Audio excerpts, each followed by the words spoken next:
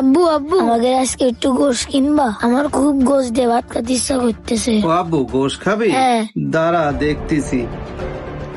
হায় হায়, কাছে তো মাত্র এই কয়টা টাকাই আছে। এই টাকা দিয়ে গোস্ত কিনবো কিভাবে আর মশলাই বা কিনবো কিভাবে?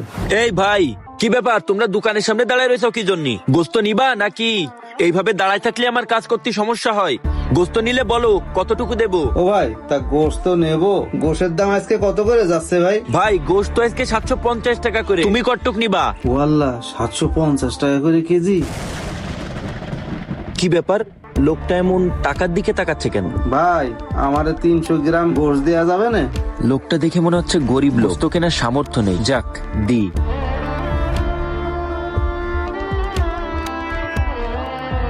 ভাই 300 গ্রাম গোস্ত। ভাই, আমার এই পোলাটা হাফিজি মাদ্রাসায় পড়ে, আজকে একটু মাংস খাইতে চাইছে। আমার কাছে তো বেশি টাকা নাই, আমারে 300 গ্রাম মাংস দেন ভাই। ঠিক আছে ভাই, কোনো সমস্যা নেই। আমি তোমারে 300 গ্রাম গোস্তই দিচ্ছি। তোমার ছেলে হাফেজিয়া মাদ্রাসায় পড়ে, তুমি যদি আমার কাছে 100 গ্রাম মাংস চাইতে আমি সেটাও তোমাকে দিতাম। ভাই, আমার খুব শখ ছেলেটারে হাফেজ বানানো। ইনশাআল্লাহ, আল্লাহ ভরসা। এই বাবু, এখানে গোশ কটুক আছে? ভাই গোস্ত তো এখানে 30-35 কেজি মতো আছে। আচ্ছা ঠিক আছে, তাহলে যা আছে সব দিয়ে দাও আমারে। শালির বিয়ে, গোস্ত নিয়ে তাড়াতাড়ি যেতে হবে, সবগুলো গোস্তই দিয়ে দাও। ভাই গোস্ত সবটুকু নেবেন? হ্যাঁ হ্যাঁ, আমার শালির বিয়ে, বুঝতে পারতেছাও না? গোস্ত যা আছে সব দিয়ে দাও।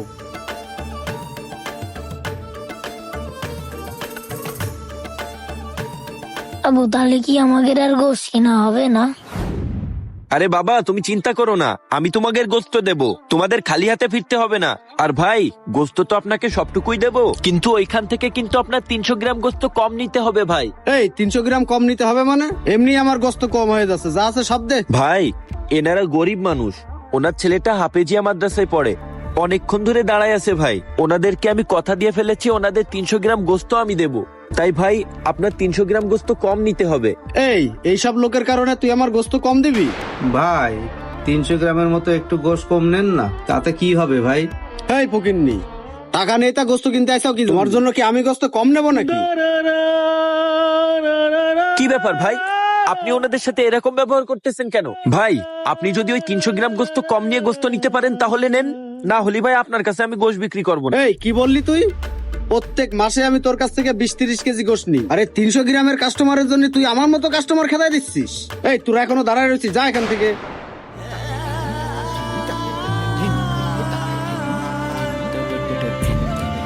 ভাই আপনার আমার দোকান থেকে গোস্ত নিয়ে লাগবে না ভাই। আপনি যদি গোস্ত নাও নেন তাও ওদের সাথে এত খারাপ ব্যবহার করেন না। আপনি হয়তো ওনাদের সমস্যাটা বুঝতেছেন না, কিন্তু আমি বুঝতে পারতেছি, কারণ ছোটবেলায় আমারও এমন কেটেছে ভাই। অন্যের দোকানে কাজ করেছি ভাই, কিন্তু মাসের পর মাস গেছে আমরা গোস্ত খাইতে পারিনি। আমি ওরকম মানুষের দোকানে কাজ করে 100 গ্রাম 200 গ্রাম গোস্ত নিয়ে আমার পরিবার সহ খাইছি ভাই। এজন্যই আমি তাদের কষ্টটা বুঝি। আরে যা যা, তোর ইমোশনের ডায়লগ শোনার মতো সময় আমার নেই। তুই গোশ দিলে দে, না হলে আমি অন্য দোকান থেকে নিচ্ছি। লোকটার টাকা পয়সা আছে কিন্তু মানবতা নেই। আসসালামু আলাইকুম বাবু ভাই। ওয়ালাইকুম আসসালাম। আপনার গোশত কতটুকু আছে এখানে? ভাই গোস্ত তো 30-35 কেজি আছে, আপনি কতটুক নেবেন? হ্যাঁ ভাই, ওই গোশত আমার সবটুকুই লাগবে, সবটুকু আমাকে দিয়ে দেন। ঠিক আছে ভাই, গোস্ত আপনাকে আমি সবটুকুই দেব, কিন্তু 300 গ্রাম গোস্ত আপনার কম নিতে হবে ভাই। কেন ভাই, 300 গ্রাম গোশ কম নেওয়া লাগবে কেন? ভাই এই যে এনার ছেলেটা হাফেজিয়া মাদ্রাসায় পড়ে ভাই, ওনারা অনেকক্ষণ ধরে দাঁড়ায় রয়েছে, তো ওনাদেরকে 300 গ্রাম মাংস দেওয়া লাগবে। ও এই ব্যাপার, ওনার ছেলে মাদ্রাসায় পড়ে, কোনো সমস্যা নেই। তুমি একটা কাজ করো, ওখান থেকে 3 কেজি গোশত মেপে ওনাদেরকে আগে দিয়ে দাও। ভাই, আমার কাছে ওই 3 কেজি গোশ কেনার টাকা নাই, ওই 300 গ্রাম গোশ কিনলেই আমার হবে না।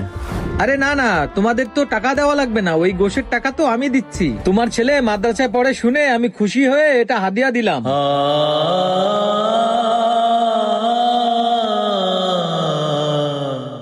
আর ভাই আপনার ব্যবহার দেখে আমার খুব ভালো লাগে। বিষয়টা আমি অনেকক্ষণ থেকে দূর থেকে দেখতেছি, ঠিক আছে? তো আমার বড় বাজারে বড় একটা হোটেল আছে, প্রতিদিন আমার সেখানে 30 কেজি করে গোশত লাগে। এখন থেকে আপনি প্রতিদিনই আমাকে 30 কেজি করে গোশত দিবেন, ঠিক আছে? ভাই দেখেছেন, রিজিকের মালিক আল্লাহ। আপনি তো মাসে 30 কেজি গোস্ত নিতেন, আর আল্লাহ আমাকে প্রতিদিন 30 কেজি গোস্ত নেওয়ার কাস্টমারের ব্যবস্থা করে দিয়েছেন। আর ভাই আপনি ওনাদেরকে 3 কেজি গোস্ত দিয়ে বাকিগুলো আমাকে প্যাকেট করে দিয়েন, ঠিক আছে? ভাই দাঁড়ান, আমি এখনই আপনাদের গোস্ত দিচ্ছি। আলহামদুলিল্লাহ, ছেলেটার মুখে এবার গোশ ভাত তুলে দিতে পারবা। বাবা এই নাও তোমাদের গোস্ত। আলহামদুলিল্লাহ, কতদিন পরে আজকে আমি গোস্ত দিয়ে ভাত খাতে পারবানি।